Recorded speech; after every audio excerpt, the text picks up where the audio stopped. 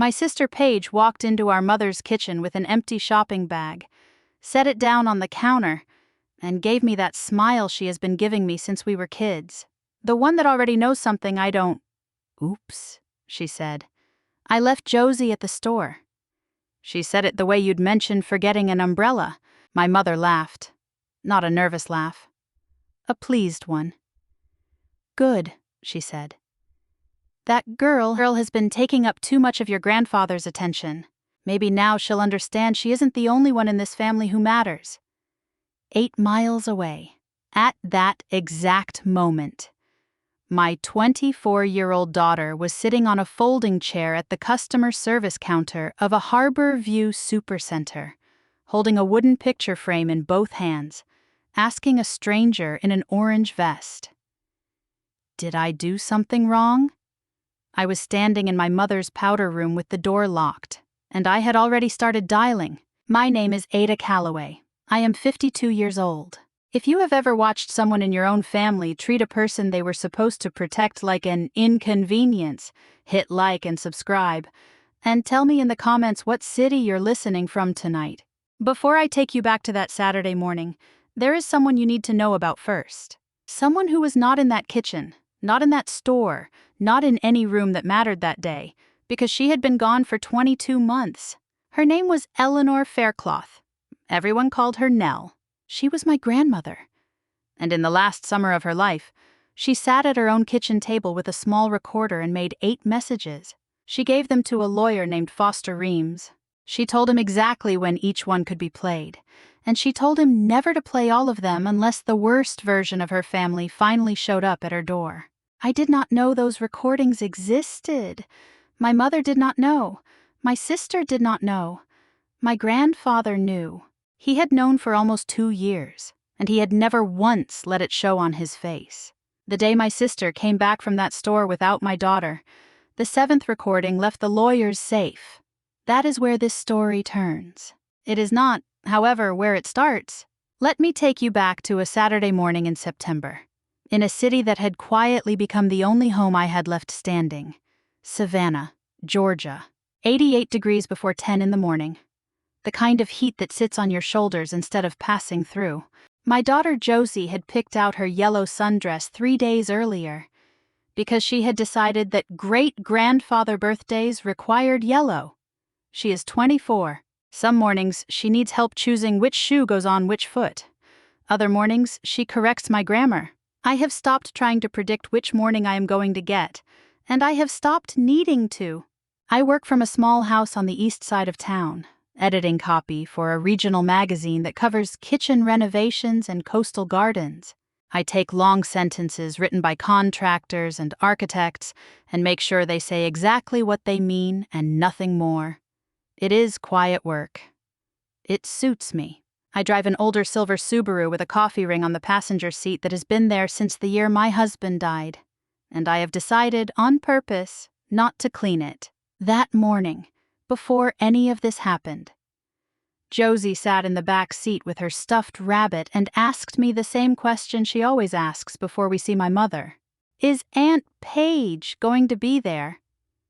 Yes, I said. Okay, she said. I'll be good. I should have turned the car around right then. I did not. My life is not loud. I built it that way on purpose after spending most of my childhood standing next to a woman who was loud in a language most people never learned to hear. My mother's name is Connie Whitlock, and she has known how to say things that sound like affection but function like instructions for as long as I have been alive. She has called me capable since I was 7. She has called me capable at funerals, at hospitals, at my own wedding, in the same warm voice she uses for everything. And it took me until my 30s to understand that capable was not a compliment. It was an assignment. It meant you will carry the heavy thing, and you will not ask anyone to help you carry it, and you will smile while you do it. My grandmother explained it to me once, standing at her kitchen sink, drying a coffee mug the summer before I got married. She calls you capable, Ada, because she needs you to carry her favorite without complaining, she said. Don't let her. I let her. I kept letting her for 25 more years. My sister Paige is 2 years younger than me. My mother has always described her as fragile, which, I came to learn, is the word people use for a woman who was never asked to grow up. When Paige was 4, she broke a crystal bowl that had belonged to our great-grandmother. My mother told me it was my fault for not watching her closely enough. I was 6. When Paige was 11, she cut 4 inches off my hair while I was asleep, out of what she later called simple curiosity. My mother said it would grow back. When Paige was 17, she told a school counselor that an essay I had spent a week writing was actually hers, and my mother drove across town to defend her version of events. Paige has never once apologized for any of it.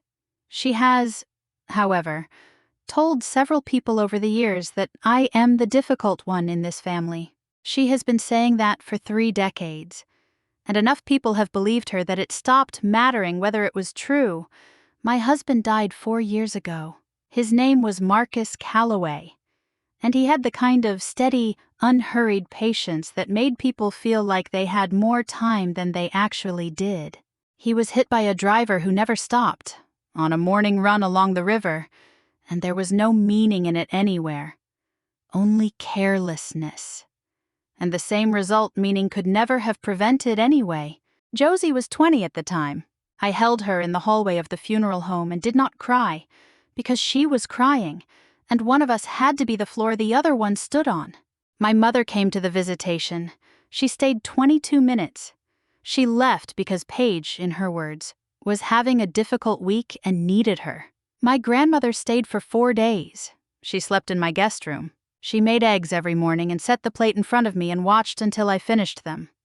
The same way she used to watch Josie eat as a toddler, patient and unmoving, like leaving the room might cause the food to disappear before it helped anyone.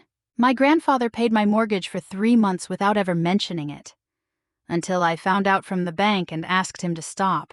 He stopped, because I asked. He would not have stopped otherwise. My mother sent a card. Inside, in her handwriting, it said, "Love, Mom."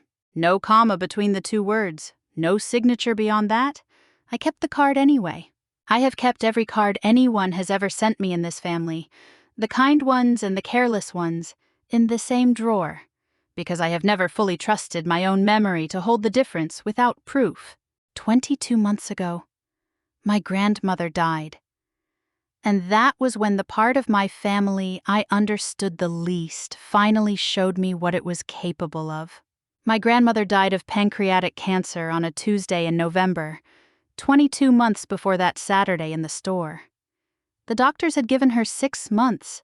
She gave herself 8, mostly, I think, out of sheer stubbornness, and spent most of them sitting up in her own bed instead of a hospital one, because she said she had never once in her life let anyone else pick her furniture and she was not about to start with her deathbed. At the funeral, my mother cried loudly and often, in the specific way people cry when they want to be seen crying. My sister did not come to the burial at all. She said it was too much for her, and my mother agreed that it was, and nobody asked what exactly was too much about standing at your own grandmother's grave. My grandfather stood the entire service without sitting down once, in a gray suit that had gotten too big for him sometime in the last year without anyone noticing, and did not cry until everyone else had gone home. Within a week, my mother began telling relatives that my grandfather seemed confused lately. Nothing specific, just a feeling, she said. The kind of feeling a daughter has. My sister started appearing at his lake house without calling first, always with a reason. Always while he was out running errands. A sailing trophy went missing from the mantel and turned up in a different room. A drawer in his study that had always been locked was, one afternoon, not locked. My grandfather never mentioned any of it to me. He simply changed his lawyer, quietly, and let my mother go on believing he hadn't noticed a thing. None of us knew that yet. He made sure of it. What none of us knew either was that on the morning of the funeral, before the first guest had even arrived at the house, a man named Foster Reams had handed my grandfather a small recorder and pressed play in his own driveway. My grandmother's voice, thinner than I remembered it, came through the speaker. "Desmond," she said, using his given name the way she only did when she meant every word. If you're hearing this, then I'm already gone, and you already know what I think is coming. Do 4 things before the 90 days are up.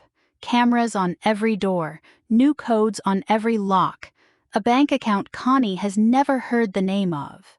And tell no one, not even Ada, until it matters. He did all 4 within 60 days. Nobody noticed. My mother assumed his sudden quiet, his sudden distance was simply grief, and she let herself believe it, because it was easier than the alternative, and because grief was a story that made her the victim of nothing instead of the cause of something. I did not know any of this at the time. I only knew that my grandfather had grown quieter since the funeral, that he called me every Sunday at exactly the same hour, and that when I asked him how he was doing, he always gave the same short answer. Managing, he'd say. Nothing more. I did not push. I had spent 52 years in this family learning exactly how far a question was allowed to go before it became a problem. And I had gotten very good at stopping right at the edge of that line. I would spend the next 22 months finding out how wrong that instinct had been. Josie was 22 when my grandmother's diagnosis turned final. Every Sunday for the last 6 months of Nell's life, I drove her up to my grandparents' house on the marsh, and Josie sat on the edge of the bed and read to her from picture books, the same 3 or 4, over and over, because Josie has never seen repetition as something to apologize for. My sister could not bring herself to visit at all during those months. She said it was too hard to watch. My mother came 4 times in that half year. I counted, because I have always counted, ever since I was young enough to understand that counting was the only proof I would ever get. There were 3 things Josie did during those Sunday visits that I did not understand the size of until much later. The first was the lotion. My grandmother's hands had gone cold by then, the way hands do when a body starts spending its energy somewhere else. One afternoon, Josie reached into the little canvas bag she always carried, pulled out a small jar of lavender hand cream she had taken from my bathroom without asking, and held it up. "Your hands are cold," she said. "You can have my lotion." My grandmother laughed the way a person laughs when they are handed something they did not know they still wanted. She held out her hand. Josie rubbed the lotion in slowly, exactly the way she had watched me do it 100 times, and my grandmother used lavender lotion every single day after that, right up until the week she couldn't ask for it anymore. The second was a sentence. My grandmother taught it to her in a whisper one Sunday when my grandfather was in the next room. "Pop-Pop's right eye doesn't work as well as he lets on," she said. "Sit on his left side. Don't tell him I told you. He's stubborn about it. My grandfather has a weak right eye he has refused to acknowledge for as long as I can remember." Only my grandmother knew how bad it had actually gotten. She told Josie. Josie repeated the exact sentence back to him 5 days after the funeral, unprompted, in the middle of a completely unrelated conversation about waffles. He cried in front of me for the first time since the day of the burial. He never explained why. He didn't have to. The third thing happened the following December. My grandfather was carrying a box of holiday decorations down from a garage shelf. His foot caught the edge of a step, and he went down hard onto the concrete. Josie was in the living room. She heard the fall. She did not panic, and she did not try to move him. She did exactly what my grandmother had quietly, patiently taught her to do the summer before, using the emergency button on the medical alert watch Nell had insisted we buy Josie 18 months earlier. The one we had privately joked she would only ever use to order a pizza. The dispatcher picked up. My 23-year-old daughter said, in a voice that did not shake, "Pop fell down. He's not getting up. My name is Josie. I'm at his house. I don't know the address, but the watch does." Paramedics arrived in 9 minutes. My grandfather had a hairline fracture in his hip and a cut above his eyebrow, but he was talking by the time I got there from across town. And the first thing he told the paramedics before anything else was that Josie had saved his life.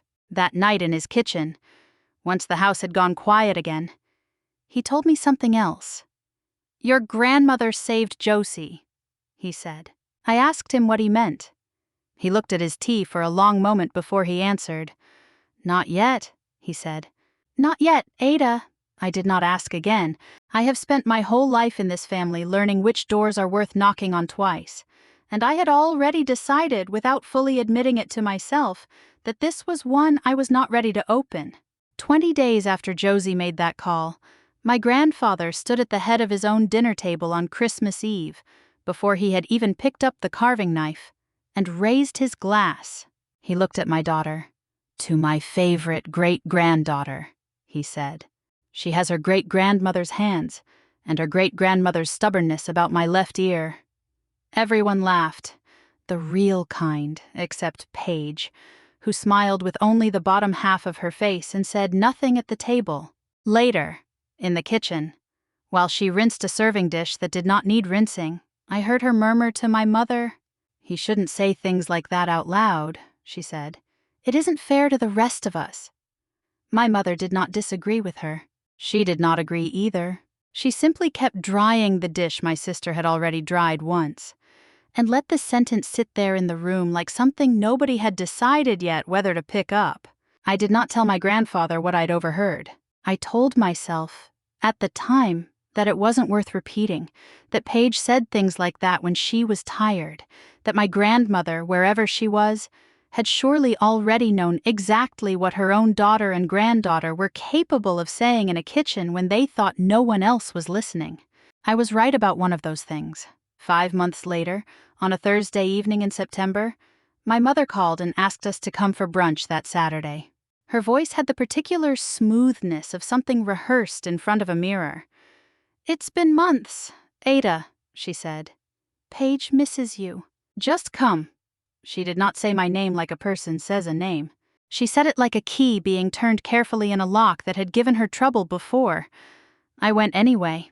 My father had flown in from a golf trip 2 states over the week prior and was staying through the weekend, and some small, stubborn part of me, the part that had never fully stopped being 7 years old in that house, still wanted to believe he might choose to sit next to me for once, in front of everyone, and mean it. I did not know it yet, but that hope was the exact hinge my mother had been counting on when she picked up the phone that Thursday. She had never once called just to hear my voice. She called when she needed a door held open, and I had spent 52 years walking through it anyway. That is the version of that Saturday morning I want you to hold on to for now. A woman driving toward a house she already half distrusted, carrying a daughter who trusted every single word anyone told her, hoping a man who had never once picked a side might finally pick hers. My mother's house sits on a quiet street in Ardsley Park, the kind of house that photographs well and says nothing true about the people inside it. Wedgwood china behind glass that no one has ever eaten from. A coffee maker that has brewed the same brand since before I left for college, even the year I gave her a bag of good beans for her birthday and watched her put it in the pantry and forget it existed by Easter. My father was at the breakfast table in a pressed shirt, tanned from the golf trip, reading a section of the newspaper nobody reads anymore. He hugged Josie. He nodded at me. He went back to the den before either of us had taken off our shoes. My mother sat me down and brought out a photo album I had never seen, thick, bound in green linen. "Your grandmother put this together," she said. "I've been meaning to give it to you. I just kept forgetting." I opened it. The first photograph was me at 4 years old in a snowsuit, holding my grandmother's hand. My grandfather laughing at something just out of frame. I had never seen this picture in my life, and for one unguarded minute, sitting at that table, I let myself want the version of this family the album seemed to be promising me. "Take your time," my mother said. "Let Paige take Josie for a little while. She wants to—" My sister came in from the hallway already dressed for it, hair pulled back, and crouched down to Josie's eye level the way you would for someone much younger than 24, which has always been one of the smaller, quieter cruelties she has never once had to answer for. "Josie, bug," she said. "Want to help me pick out a present for Pop's birthday, just you and me? The harbor view by the mall." "You can choose whatever you want," Josie looked at me. She did not answer for herself, because in this family, she had learned a long time ago that she wasn't always allowed to I should have said no. The album was still open in my lap. My mother was watching me over the rim of her coffee cup. My father had his back to the room. And Paige was smiling the exact smile she used to smile as a child right before something happened that she had already decided on. Back by noon, I said. Straight there and straight back. Of course, Paige said. At 10:15, they left in my mother's car. Josie waved at me through the rear window, holding her rabbit against the glass. I did not see her again for 2 hours and 41 minutes. My mother poured me more coffee I did not ask for and told me I should let go more often, that the world would not end. I turned another page of the album. There was a photograph of my grandmother in the year I was born, holding me as a newborn, and underneath it, in her own careful handwriting, the words, "She is going to be the strong one. God help her." I checked the watch app on my phone at 11:35. Still at the store. I texted Paige, "Everything okay?" She answered within 2 minutes. "Still picking LOL, she's being particular." I let myself believe that for another 33 minutes, because believing it was so much easier than the alternative, and because some tired, hopeful part of me still wanted this one Saturday to be the exception. At 12:05, still at the store. My mother had started telling a warm, uncharacteristic story about Marcus, something from a Christmas years ago, and for a few minutes I let myself enjoy it. The way you enjoy weather you know isn't going to last. At 12:38, the front door opened. One set of footsteps. I knew before my sister came around the corner. Paige walked into the kitchen with an empty shopping bag, set it down on the marble counter, and gave me a smile I had known since she was 3 years old. "Oops," she said. "I left Josie at the store. She was being difficult about which frame to pick." There was no Josie. There was no rabbit. There was a folded receipt still sitting inside the empty bag. My mother laughed. It was the third laugh I had heard from her that hour, and the first 2 had been polite ones. "Good," she said. "That girl has been taking up too much of your grandfather's attention. Maybe now she'll understand she isn't the center of this family." My father, who had been making himself a sandwich at the counter, set his knife down without a sound.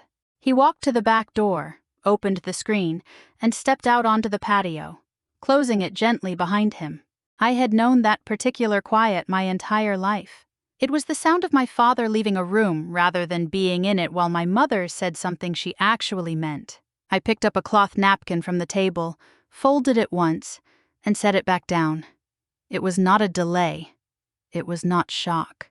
It was the smallest, most deliberate thing I could do with my hands before I let anyone in that kitchen see what my face was about to do. Then I walked down the hallway, into the powder room, and locked the door behind me. My daughter was alive, 8 miles away, in a store full of strangers. I had approximately 20 seconds before my mother assumed I had given in, and I was not going to give her those seconds. I called the store first. Not my sister, not even my grandfather yet. A number I had saved in my phone 3 years earlier, back when some quiet, unpaid attention part of me had already known this day might come. A woman answered, calm and practiced. I gave her my name, my daughter's name, the situation, and asked her to confirm Josie was safe. "Ma'am," she said, "please hold." Then I called my grandfather. He picked up on the second ring, listened for exactly as long as it took me to say what had happened, and asked 3 questions. "Where is she now? Is she safe? Are you on your way?" "I'm leaving right now," I told him. "Foster will handle it," he said. "Drive to her first, then come to me." He hung up before I could answer. He had not done that to me since the day Marcus died. I drove to the harbor view the way I edit a difficult sentence, calmly, both hands steady, looking for the exact place where everything had gone wrong instead of letting the whole page blur together. My phone rang on the car speaker somewhere past the second bridge. It was my grandfather. "Talk to me until you get there," he said. "There's nothing to say yet," I told him. "What shoes is she wearing today?" "The white ones. The canvas pair from spring." "Good," he said. "Keep driving." He stayed on the line until I pulled into the parking lot. Before he hung up, he said only one more thing. I'm calling Foster now. He'll be at your mother's house by 2? I walked in through the sliding doors into a store that felt exactly like every other Saturday, bright and loud and indifferent. Until a young employee in an orange vest pointed me toward the customer service counter without my having to ask. There! A young woman named Talia was sitting beside my daughter on a folding chair, and a police officer stood a respectful few feet away with a clipboard. Josie saw me. She did not run. She stood up slowly, walked over, and pressed both hands against my side, her face against my shoulder, the same way she had the day Marcus died. She did not cry. After a few seconds, she looked up. I waited like Aunt Paige said, she told me. Was that the game? I knelt down right there on the tile floor and put both hands on either side of her face. There was no game, baby, I said. There was a mistake, and it wasn't yours. You did everything exactly right. She pressed a small wooden picture frame into my hands. Walnut, hinged corners. $14.50, according to the tag still stuck to the back. She had picked it, she told me, because the wood was the same color as Pop-Pop's kitchen table. The officer introduced himself as Daniel Reyes. He was calm, thorough, and did not raise his voice once. Mrs. Calloway, I need you to know how this gets filed, he said. Your daughter is a documented disabled adult under Georgia law, and she was left unattended for just over 2.5 hours. That makes this more than a family misunderstanding. This report gets forwarded to Adult Protective Services, whether or not you press for anything further. I called the number your sister left at 10:58. It rang out twice. I understand, I said. Talia walked with me to the doors afterward. She had 2 nephews of her own, she told me, and had worked retail long enough to have found more lost children and confused adults than she could count. I want you to know something, she said. In 6 years, I've never seen anyone as steady as her. She kept asking if her great-grandfather would still like his present. She wouldn't call anyone because she didn't want to break the rules of the game somebody else made up. Whoever raised her did it right. I asked for her full name so I could write to her later, which I did, 3 weeks after. And every year since, I did not drive Josie home. I drove her 28 miles north, toward the house on the marsh. Because home, that day, was not a street address. It was wherever the people who had actually kept every promise they'd ever made to her were waiting. Foster called while I was still on the highway. It's time, he said. Your grandfather asked me to tell you it's time. I was not in my mother's living room when it happened. I want to be honest about that, because everything I'm about to tell you, I only know because my grandfather sat me down in his kitchen that same night and walked me through it. Slowly, the way he does everything. And because Foster later confirmed each piece of it to me himself, this is their account, given to me afterward, not something I witnessed. Foster arrived at my mother's front door at 2 o'clock, carrying a small leather case. He did not shake anyone's hand. He asked my mother, my sister, and my father to sit, and he told them plainly that he did not represent their interests. He represented instructions left by a woman who was no longer alive to give them herself. He set an old cell phone on the coffee table and pressed one button. My grandmother's voice came through the speaker, thinner than any of them remembered it, unmistakably hers. Connie, Paige, she said, if you're hearing this, you've put Josie in danger. I saw this coming years before I died, and I told Desmond to be ready. Connie, I loved you. I saw you, every version of you, and I still do. Paige, I hoped I was wrong about you. I wasn't. There's help for whatever you're carrying. Get it. I can't fix this from where I am anymore. I'm sorry. The recording ran under a minute. My grandfather told me my mother did not move through any of it.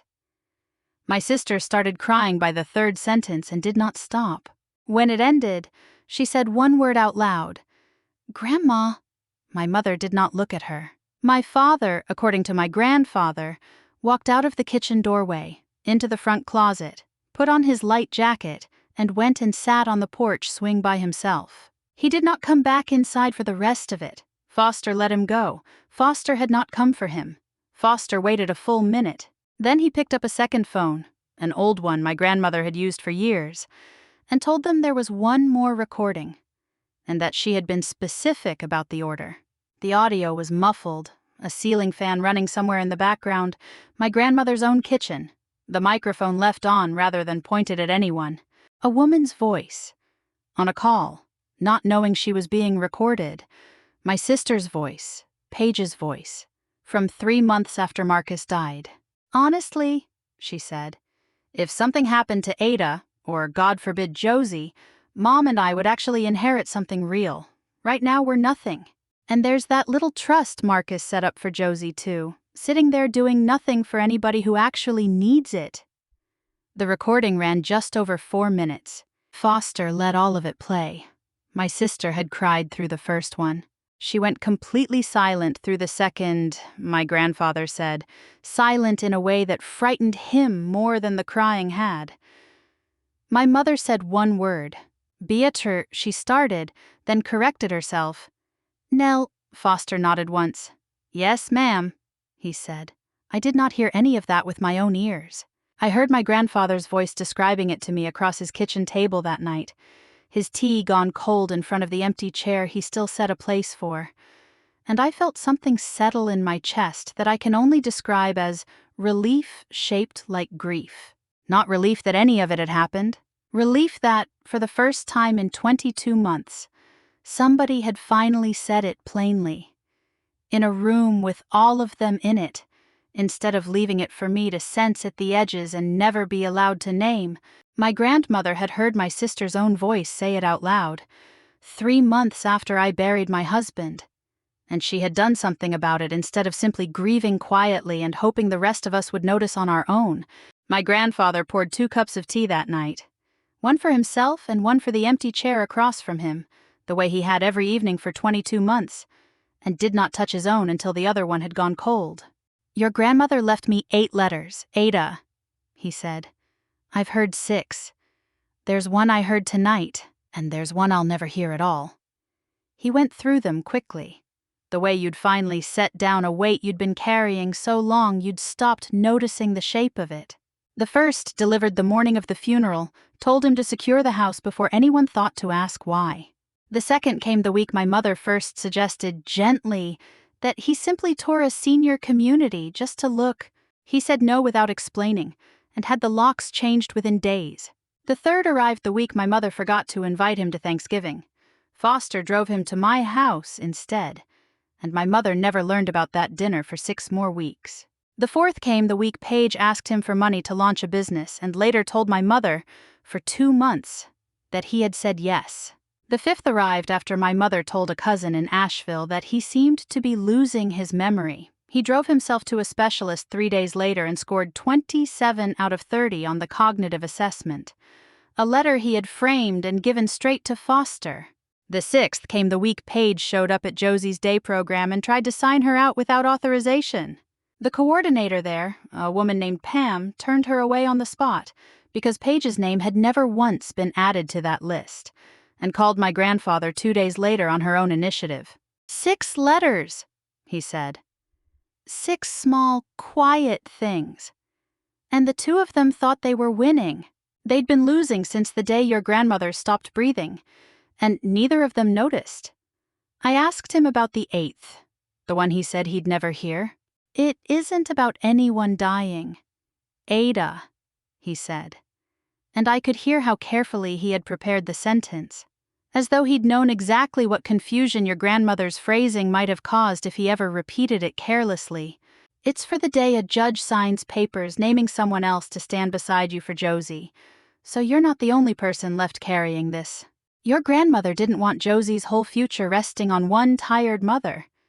Neither of us needs to be gone for that letter to matter. It's simply not our day to hear it yet. That day hasn't come."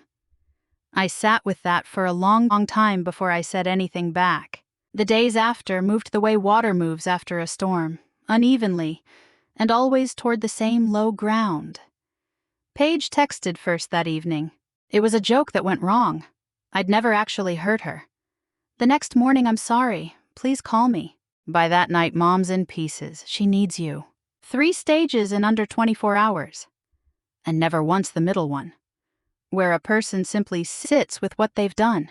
My mother's voicemail ran over 5 minutes, crying. Then an argument that my grandfather had been taken advantage of by lawyers. Then the sentence she had clearly been keeping in reserve for years. Whatever you think you know, Georgina Ada, I am still your mother. That doesn't disappear because Nell was angry at the end. I forwarded it to Foster without responding. 3 days later, a college friend sent me a screenshot of something Paige had posted and deleted within 2 hours. A quote about mirrors and hard truths, credited to somebody else's book, aimed at exactly no one and clearly at me. My father stopped speaking to my mother entirely, not loudly, simply by not answering her anymore. He had not slept on the couch in 30 years. He slept there for 9 straight nights. On the 10th day, my mother called and asked my grandfather for one thing. A meeting? Just family? She said. No lawyers. He agreed to exactly one. The following Saturday, my mother's silver sedan turned into the gravel drive of my grandfather's house at 5 minutes to 2. She got out first, in a pale cardigan and sunglasses on a day that didn't call for them. Paige came around the passenger side in a plain black dress I hadn't seen her wear since the funeral, thinner than she'd looked 11 days earlier. My father came last, in a suit he also hadn't worn since the funeral, no tie. Foster opened the door before anyone had to knock. The table's ready, he said. The dining table had 4 chairs, my grandfather at the head, me across from him, my mother and sister at the 2 sides. My father had no chair at all. At the head of the table, where my grandmother had sat for 58 years, her seat was still pulled out the way she always left it, and on it, facing the room, sat a framed photograph from her wedding day. My father stopped in the doorway and looked at the empty seat. "Where's mine, Foster?" he asked. "Mr. Whitlock," Foster said. "Your father-in-law asked me to tell you that you're welcome to stay or to leave. There's a chair on the porch, if you'd rather." My father folded his jacket over one arm, walked through the kitchen, and sat down on the porch, facing the water, and did not come back in for the rest of it. My grandfather did not stop him.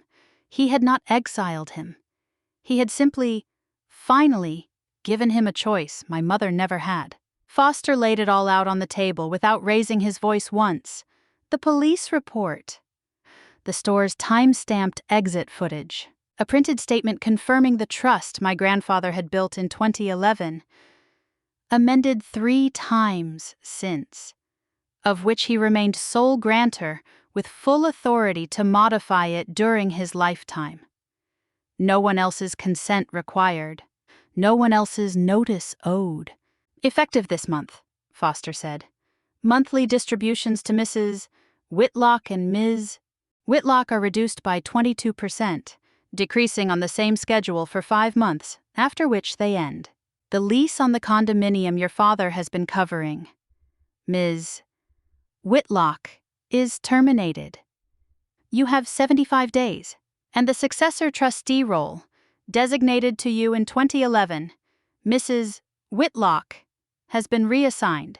Your daughter, Ada Calloway, is the new successor trustee of this trust. My mother put one hand flat on the table.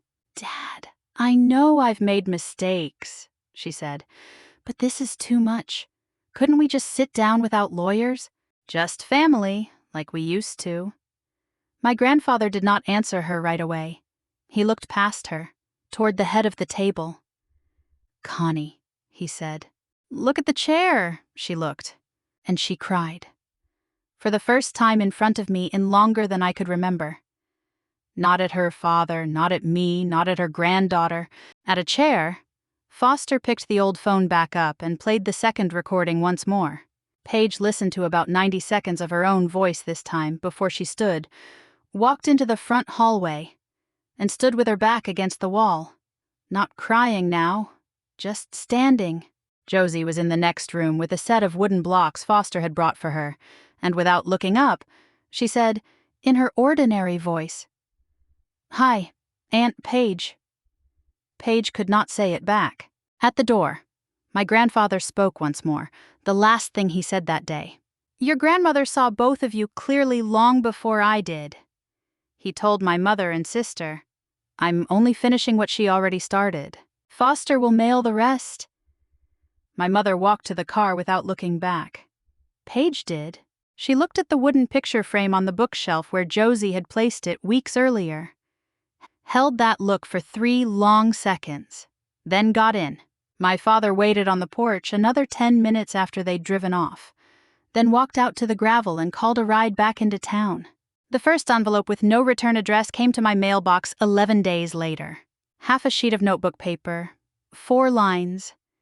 In handwriting I hadn't seen addressed to me since college. I should have said something years ago. "I don't expect forgiveness. I saw it. I just never knew how to be in the room. Your grandfather understood that better than I did. I'm sorry. Dad." Paige started seeing a therapist named Dana Voss that same month. She went 3 times, stopped, started again in the fall, stopped again. That was not my work to finish for her.